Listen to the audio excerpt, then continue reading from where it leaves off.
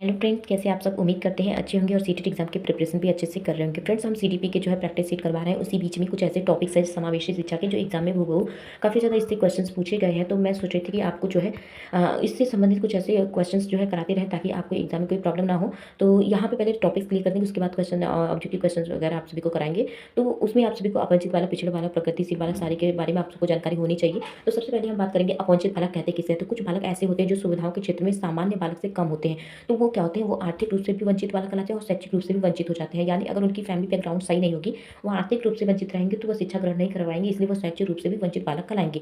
तो ऐसे बालक जो कि एक सामान्य बालक, जो कि बच्चा स्कूल जाता है, पढ़ता है, खाता पीता सब कुछ, उसको सारी सुविधाएं मिली हुई है, तो वो सामान्य बालक कहलाएगा। लेकिन अपवंचित बालक जो इन सभी से वंचित रह जाता है, उसे अपवंचित बालक कहते हैं। ठीक है। उसी तरीके से पिछड़े बालक की बात करें तो जो छात्र निश्चित समय में निश्चित ज्ञान की प्राप्ति करने में असफल रहते हैं और सामान्य छात्रों से पीछे रह जाते हैं। फ्रेंड्स, पिछड़े बालक और अपवंचित बालक में थोड़ा सा अंतर है।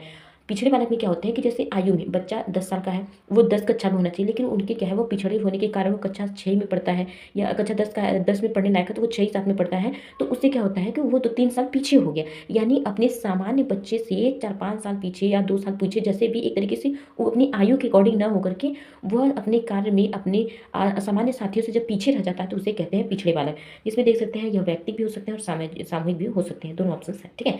शारीरिक विकलांगता के आधार पर अगर हम बात करेंगे बच्चे के बारे में, तो श्रवण बाधित बालक, दृष्टि बाधित बालक, वाणी बाधित बालक और अस्थि बाधित बालक। ठीक है। ये हमने एक डायग्राम बनाया है जिसको आसानी से आप समझ सकते हैं। ये देख सकते हैं सामान्य जो बालक होते हैं वह शैक्षिक रूप से भी जो है संपन्न होते हैं, लेकिन उसके बाद जो भिन्न बच्चे होते हैं वो क्या कहलाते हैं, वो शैक्षिक रूप से भिन्न कहलाएंगे। शारीरिक रूप से भिन्न बालक और मानसिक रूप से भिन्न बालक और उसके सामाजिक रूप से भिन्न बालक, इनकी कुछ विशेषताएं भी है, वो भी मैं आपको बता दूं। जो शैक्षिक रूप से भिन्न बालक होते हैं उनके शैक्षिक रूप से समृद्ध बालक, शैक्षिक रूप से पिछड़ा बालक, सीखने में नियोग्यता और संप्रेषण बाधित, ये इसकी विशेषता है। उसी तरीके से अगर शारीरिक से संबंधित तो गति होगा, दृष्टि, वाक और श्रवण दोष आ जाता है। उसी सामाजिक में सामाजिक रूप से परेशान, असमायोजित, समयग्रस्तता बालक, बाल अपराधी, वो क्या होता है, उसके अंदर अगर ज्ञान का अभाव है तो वह बाल अपराधी हो जाता है। माता पिता का तिरस्कार, असुविधा संपन्न बालक कहा जाता है।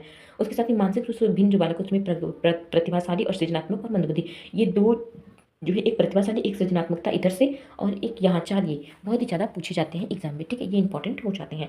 नेक्स्ट अगर हम बात करेंगे समस्यात्मक बालक किसे कहते हैं, तो समस्यात्मक बालक वो होते हैं जिनका व्यवहार अथवा व्यक्तित्व गंभीर रूप से असाधारण होता है, उन्हें क्या कहते हैं, समस्यात्मक बालक कहते हैं। दृष्टि बाधित मतलब भी आप समझ सकते हैं जिन्हें देखने में प्रॉब्लम हो। ठीक है। तो उनके संदर्भ में ये बात की इनकी जो दृष्टि क्षमता होती है 20 से 70 फीट की दूरी तक के देख पाते हैं, ये बात कही जा रही है इसमें। ठीक है। इसमें भी दो प्रकार के होते हैं, एक होता है आंशिक दृष्टि बालक, एक होते हैं पूर्ण दृष्टि बाधित। आंशिक मतलब कुछ देख सकते हैं और कुछ नहीं देख सकते हैं, 20 से 70 फीट दूरी तक देख सकते हैं। और उसके साथ जो पूर्ण दृष्टि बाधित है वो 2 से 20 फीट तक ही देख सकते हैं, वो होते हैं पूर्ण दृष्टि बाधित। ठीक है। फिर उसके बाद वहीं आगे बात करेंगे श्रवण बाधित बालक। तो श्रवण बाधित बालक जो कि सुनने में जिनको कठिनाई होती है, इसमें कुछ प्रकार है, कम बाधित बच्चे, मंद बाधित बच्चे, गंभीर बाधित बच्चे, पूर्ण गहन बाधित बच्चे। ये डेसिबल आप जरूर याद करेंगे कितने परसेंट तक सुन सकते हैं और कितने से कितने डेसिबल तक सुनाई देता है उन्हें। ठीक है। उसके साथ श्रवण विकलांगता क्या होती है, किसी व्यक्ति द्वारा पूरी तरीके से आवाज सुनने में अक्षम व्यक्ति, कुछ बच्चे होते हैं कि एकदम बिल्कुल भी आवाज नहीं सुन पाते, उनके भी प्रकार यहाँ पे डिवाइड किया गया है कि चालकीय श्रवण दोष और संवेदनीय श्रवण दोष, उसके साथ ही मिश्रित श्रवण दोष, मध्य कर्ण श्रवण दोष और प्रकारात्मक श्रवण दोष। ये क्या है, सारे श्रवण दोष के प्रकार है। उसी के साथ ही वाणी बाधित बालक जो कि बोलने में जिन्हें प्रॉब्लम होती है, वे वाणी बाधित बालक में कहलाते हैं। इसके प्रकार वाक दोष प्रकार, जिसमें आंगिक वाक विकार यानी कुछ जो है वाणी बोल सकता है, सामान्य वाक विकृति जो कि सामान्य बच्चे की तरह नहीं बोल पाते हैं, मानसिक वाक विकृति और विशेष वाक विकृति, ये सारे इनके अलग अलग पार्ट है। लेकिन सबसे ज़्यादा इंपॉर्टेंट आपका ये होता है, ये वेरी वेरी इंपॉर्टेंट। ये क्वेश्चंस काफ़ी बार पूछा है, मैं गारंटी देती हूँ कि इस बार भी ये क्वेश्चंस पूछा जाता है। हकलाना, इसका क्रम पूछा जाता है फ्रेंड्स, ये इंपॉर्टेंट इसलिए हो जाता है कि इसका क्रम पूछा जाता है। ठीक है। ये क्रम आप जरूर याद रखिएगा कि पहले हकलाता है, फिर आवाज़ की समस्या, अंगी वाणी के दोष, कम सुनने वाले बालकों के साथ वाणी की समस्या, देर से बोलने का विकास, ये सारे हमारे जो आ जाते हैं वाणी विकार आ जाते हैं। उसके साथ ही आज तो मैंने ये कराया है। साथ ही आप सभी को मेरी जो वीडियो होती है वो मिलती है आपको 12 बजे, 12 PM मिलती है, और एक मिलती है आपको 3 PM पे। ठीक है। उसके साथ ही फ्रेंड्स आप सभी को पता है डेली इस टाइम पे मिलती है। और उसके साथ ही 28 तारीख को मेरी क्लास आने वाली है फ्रेंड्स, आप सभी को बता दें।